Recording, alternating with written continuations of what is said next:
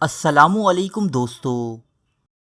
کراچی کی مشہور عمارت ایمپریس مارکیٹ پاکستان کے سب سے بڑے شہر کا سب سے بڑا کاروباری مرکز ہے اور آج کل ناجائز تجاوزات کے خلاف آپریشن کے حوالے سے کافی چرچا میں ہے۔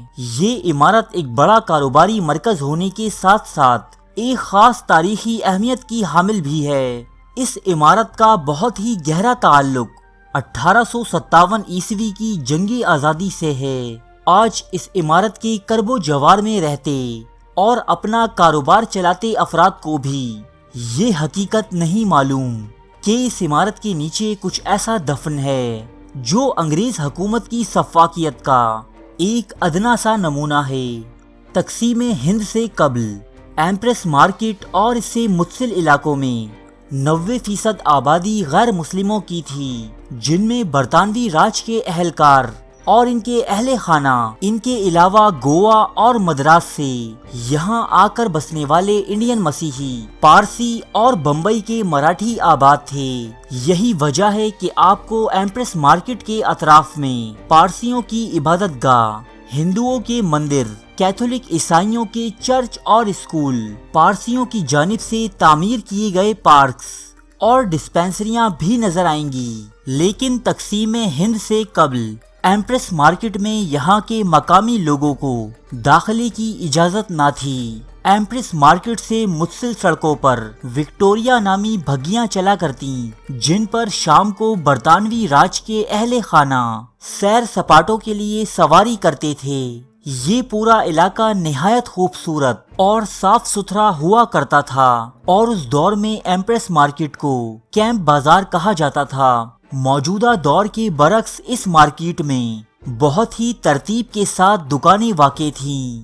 وہ ٹاور جس پر ایک بڑا گھڑیال نصب تھا، اس کی آواز سے علاقے میں بسنے والے لوگ جو گھڑیوں سے محروم تھے وقت کا تعین کیا کرتے، لیکن اب یہ گھڑیال دن میں صرف 2 مرتبہ صحیح وقت بتاتا ہے۔ یہ وہ وقت ہے جہاں برسوں قبل اس خراب گھڑی کے کانٹے ٹھہر گئے تھے۔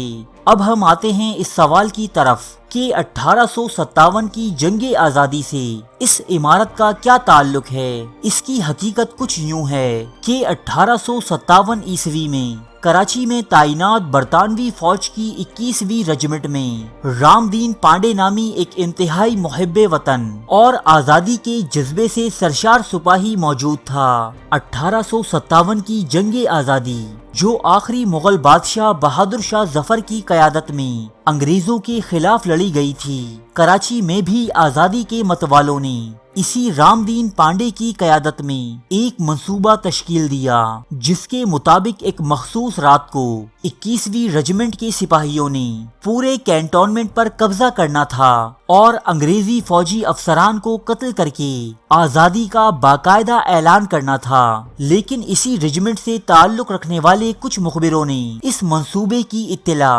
انگریزی سرکار کو دے دی، جس کے بعد انگریزوں نے راتوں رات رام دین پانڈے اور اس کے ساتھ شریک 14 باغی سپاہیوں کو گرفتار کر لیا۔ 13 اور 14 ستمبر 1857 کی درمیانی شب ان میں سے کچھ باغیوں کو جنگ آزادی میں حصہ لینے پر ایمپریس مارکیٹ کے مقام پر، جو اس وقت ایک خالی میدان ہوا کرتا تھا، یہاں سرعام تشدد کا نشانہ بنایا گیا اور پھر پھانسی دے دی گئی، جبکہ رام دین پانڈے سمیت 3 باغیوں کو، جنہیں انگریز مرکزی مجرم سمجھتے تھے، توپوں کے منہ پر باندھ کر اڑا دیا گیا۔ بعد ازاں ان لاشوں کے ٹکڑے اکٹھے کر کے ایک گھڑے میں پھینک دیے گئے۔ جن باغیوں کو پھانسی دی گئی تھی ان کی لاشوں کے بھی ٹکڑے ٹکڑے کیے گئے اور انہیں اسی گھڑے میں پھینک دیا گیا۔ مورخین کے مطابق ایمپریس مارکیٹ اسی جگہ پر تعمیر کی گئی تھی جہاں یہ گھڑا موجود تھا۔